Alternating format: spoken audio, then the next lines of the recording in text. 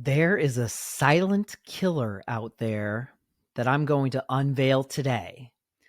I'm talking about the number one contributor that's associated to chronic disease.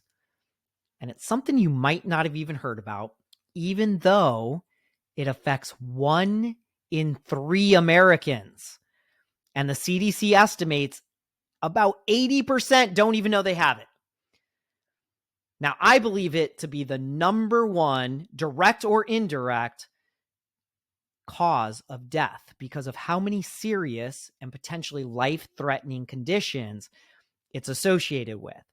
So if you or a loved one has suffered from any of the following, and it's a long list, so bear with me, but you're really not going to want to miss this. Here we go. Weight gain, especially when it's tied to stubborn belly fat, as if there's any other kind. High blood sugar levels. This includes pre-diabetes and type 2 diabetes. Heart disease, high blood pressure, and high cholesterol. PCOS, that affects hormones and fertility in women.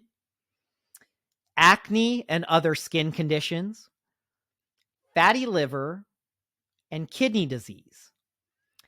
How about chronic inflammation, muscle and joint problems, peripheral neuropathy, the dying off of the nerves in the hands and feet, gout? 75% of people with gout have this other condition. They probably don't even know. Nobody's probably ever talked to them about it. There's sleep apnea, metabolic syndrome, hormone imbalances, mental health, and this is such a critical one right here. I mean, we're in a mental health crisis. Anxiety, depression, they're at all-time highs, especially in our young men and women. So it's something we really have to pay especially close attention to. You know, I think just about everyone out there has either experienced or knows someone who's experienced mental health problems that they can be totally disabling. So they could be linked to this mystery condition. We also have vascular issues, poor circulation, things that can lead to an increased risk of stroke. We have Alzheimer's, which is now being referred to as type 3 diabetes, and even cancer. So would you be surprised to learn that all of these conditions are related to the same sneaky health problem? It's the silent killer, since so many people don't even know they have it. And in and of itself, it doesn't have any specific symptoms. That's why nobody knows they have it. The symptoms get expressed as these other health problems. So what is this mystery condition? I'm Corey Applin, and today we're diving into the world of insulin resistance. And some people listening, I can already hear it. They're saying, that's just for diabetics. They hear the word insulin, they think it's just for diabetics. Couldn't be further from the truth. Diabetes is simply one of many endpoints for insulin resistance. So trust me, this is something you need to know about. Let's get into it. What is insulin resistance? And realistically, why should you even care? Well, let's talk about insulin. Insulin's a hormone. It's produced by your pancreas. It's an amazing hormone. Insulin gets a bad rap because of its tie to diabetes, but without insulin, you would drop dead in a heartbeat. It's absolutely necessary for survival. So, when you eat, your body converts certain foods into glucose, sugar, which goes into your bloodstream. And then insulin, this hormone produced by your pancreas, helps your cells absorb the glucose for energy. But when you have insulin resistance, your cells, they just don't respond very well. So imagine someone's like knocking at your door, just constantly knocking. Well, first, you might answer, you might respond. Imagine it's a neighbor. They come over one time, they're asking for sugar, hopefully not too much. They knock on your door, and at first you're like, hey, yeah, sure, no problem, got it. You might answer the second time. You might answer the third time, but eventually, like, I'm just not going to answer anymore. They're still knocking. They're knocking incessantly. You decide to not answer. So you just start to ignore them. This is essentially what happens in your cells. Eventually, your cells start to ignore that signal from insulin. But the better question is, like, why does this happen? What actually causes your body to become resistant to its own hormone? Well, when you eat sugars and carbs, specifically, they get converted to sugar in your blood, and it starts circulating through your bloodstream. Insulin gets in there. It helps to transport that sugar from your blood to inside your cells. That way it can give them energy. That's when everything is working well. Any extra glucose that's left over gets pushed to your muscles, gets pushed to your liver. Those can fill up pretty quickly. And then the leftovers get converted and stored as fat. This is especially troublesome when you have spikes in blood sugar levels caused by eating sugary or ultra-processed foods, worsened if those things are eaten in the absence of fiber. Fiber's just nature's blood sugar level control system, and most people are deficient. We'll talk about that here in a bit. When the system's working well, your body actually does like a really good job of taking the energy from your food, putting it where it needs to be. But if there's frequently too much glucose in the blood, again, from the sugary or carb-heavy foods, the fat cells swell to the point that they start resisting any additional storage. So insulin's knocking at the door. It's like, hey, let me get this in there. And your fat cells start pushing back. They can't take on anymore.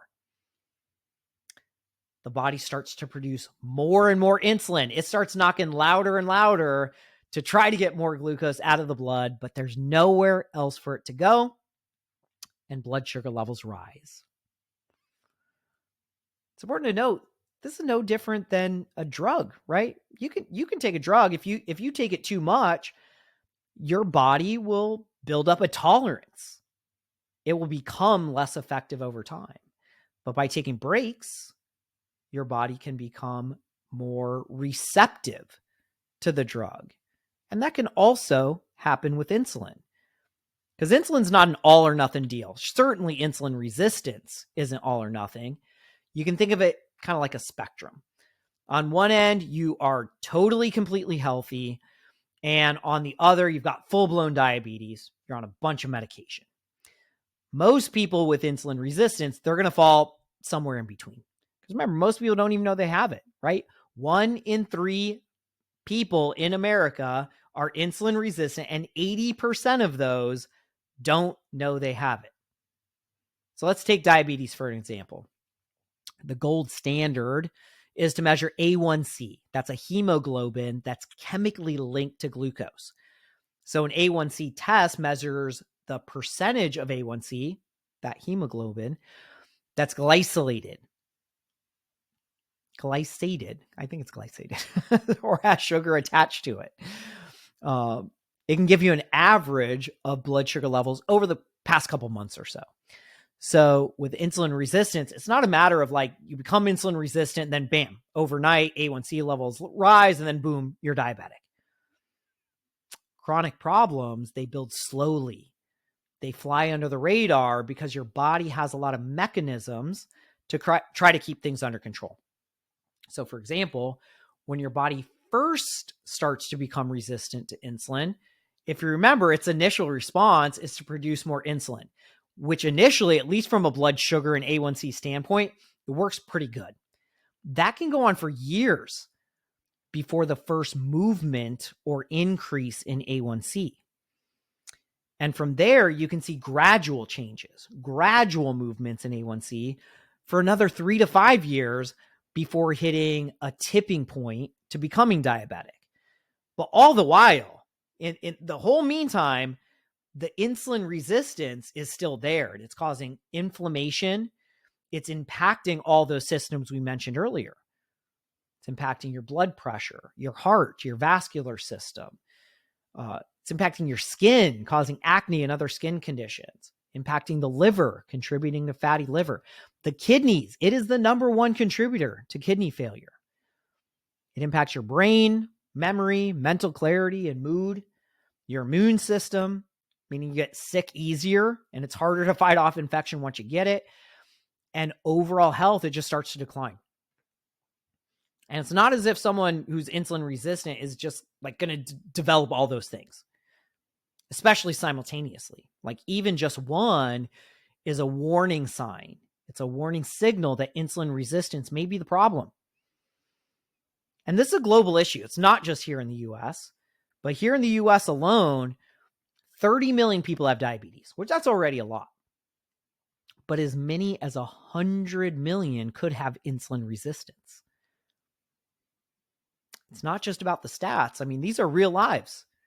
It can lead to years of feeling lousy, taking medications that may or may not be needed, and dealing with health issues that seem to come out of nowhere and feel impossible to fix. And, we're talking some really nasty conditions here, but the first sign of insulin resistance is just weight gain around the waistline. And so people that have it, they feel like they've tried everything. They've dieted, they've tried exercising, the weight still won't come off. And if it does, they rebound and they gain the weight right back again, sometimes even more than what they lost.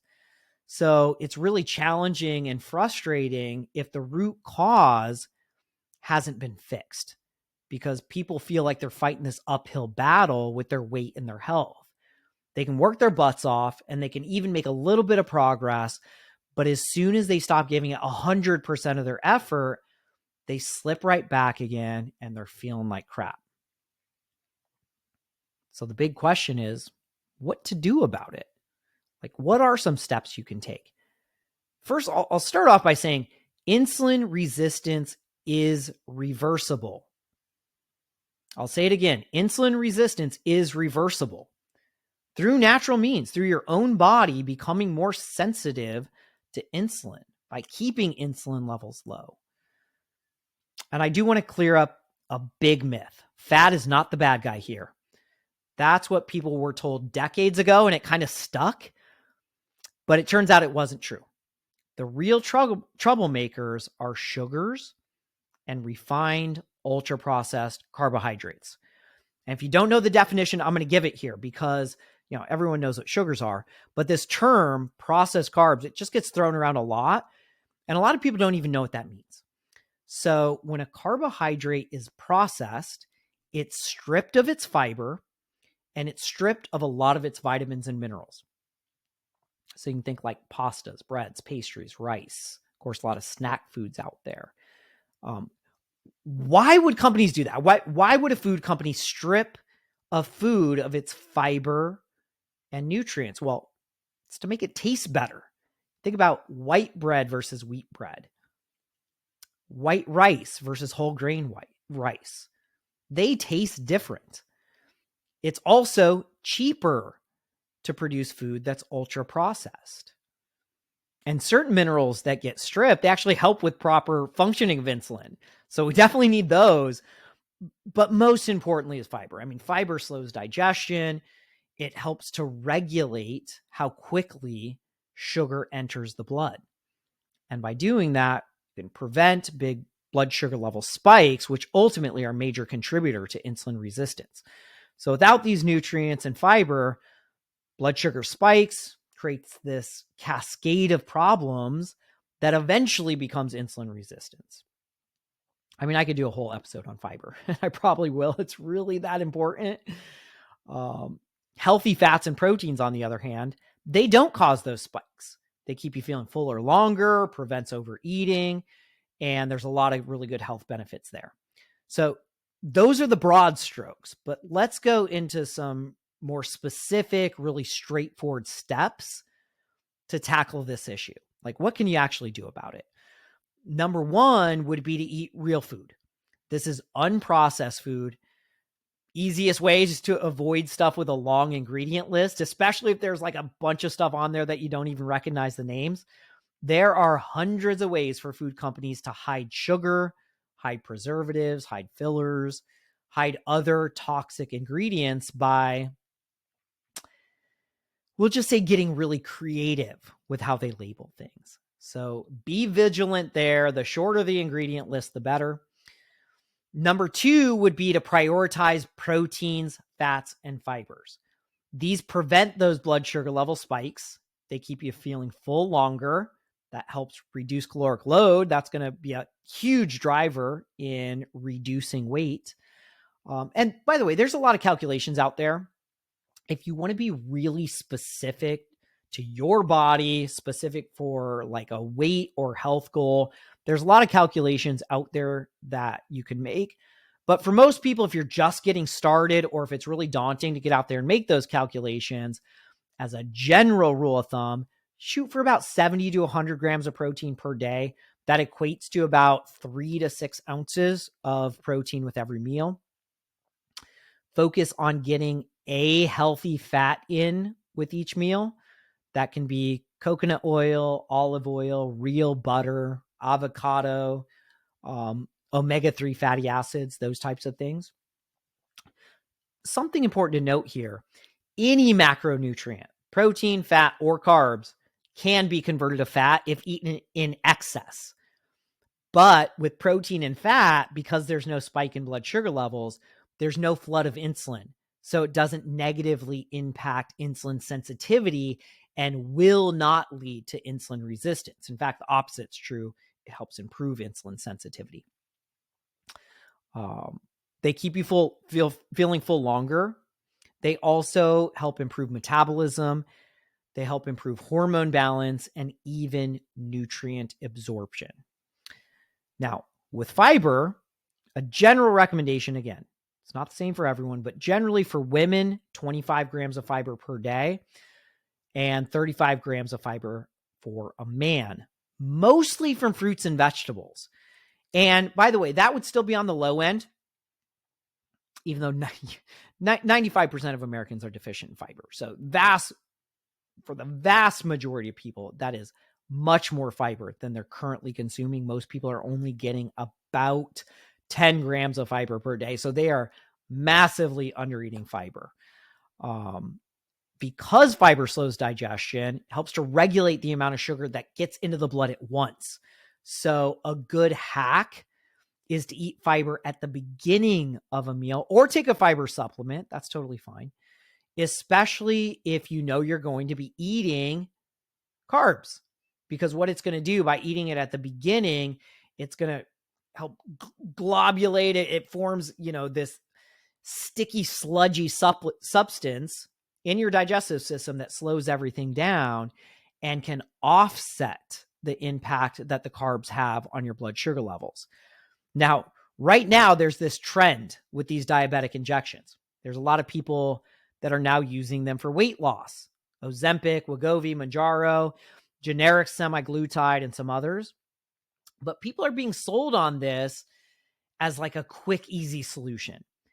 Now, besides the fact that it doesn't work on everyone, besides the fact that there's a long list of really nasty side effects, nausea, vomiting, muscle loss, stomach paralysis, cancer risk, all these really terrible things. And besides the fact that almost everyone regains weight after coming off of them, besides all those things, what do the injections actually do? Like, why are they used for diabetes and now currently for weight loss? Well, what they do is they mimic a hormone in the gut, GLP-1, that reduces hunger and slows digestion. Now, if you reduce hunger, you eat less. And if you slow digestion, you get less spikes in blood sugar levels, so you improve insulin sensitivity. So let's see. What else by itself out there in nature that's in food already or should be could possibly reduce hunger and slow digestion without those unpleasant and risky side effects? It's fiber. And eating fiber isn't sexy. You don't hear all the celebrities talking about it. Maybe they should. That'd be great. I'd argue, eating fiber is a lot more enjoyable than sticking yourself with a needle. But what's the problem here? Like I mentioned, the problem is that 95% of Americans aren't getting enough fiber. And they aren't getting enough because real food has been replaced with processed food that's been stripped of all its fiber. So for me, for my body, if I weren't getting enough fiber, and if I were at risk of some of those chronic health conditions, I wouldn't even think about taking those drugs unless I tried eating fiber at the beginning of every meal first, at least gotten up to the minimum standard to see how my body responded. I'll throw in a quick note here. With fiber, stay hydrated, especially if you're new to it and you're increasing the amount of fiber you're eating, because fiber without water equals constipation, and that's not helping anybody. Fiber first. Third thing on my list would be intermittent fasting. Intermittent fasting, most people are familiar with the term now. It simply means limiting the eating window. This can also improve insulin sensitivity. And it's not because the fasting itself has a major impact.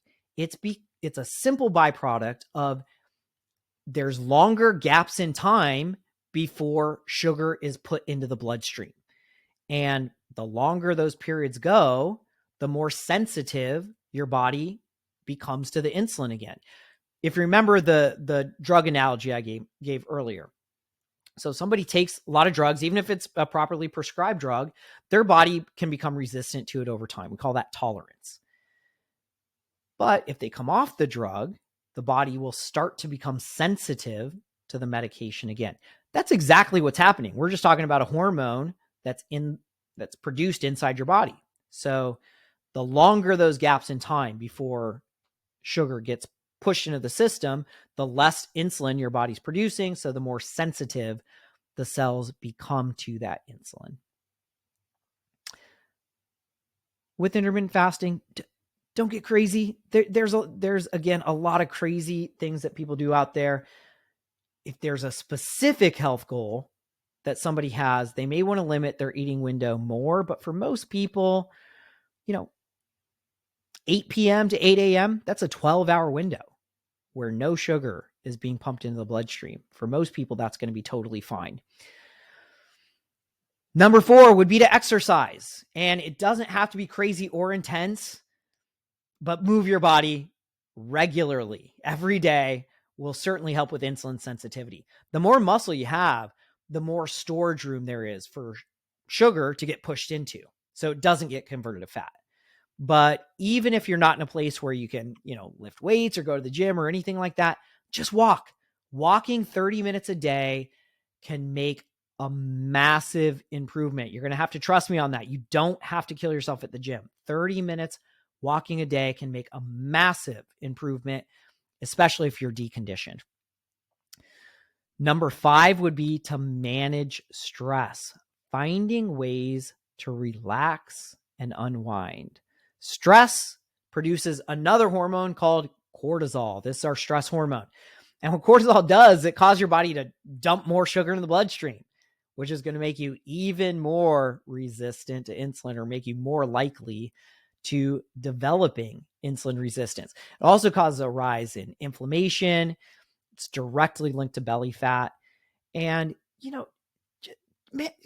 make dedicated time to manage stress. We have to be intentional about it because it's really easy to get caught up in, our day-to-day with work and deadlines and stress at home, financial stress, stress from the news, stress from social media. I mean, it really does come at us from all angles, all day, every day. Nobody's immune to stress, but we can regulate our exposure to it and we can help our body take breaks from it. This is mindfulness, meditation, going on walks, talking to loved ones, whatever that is.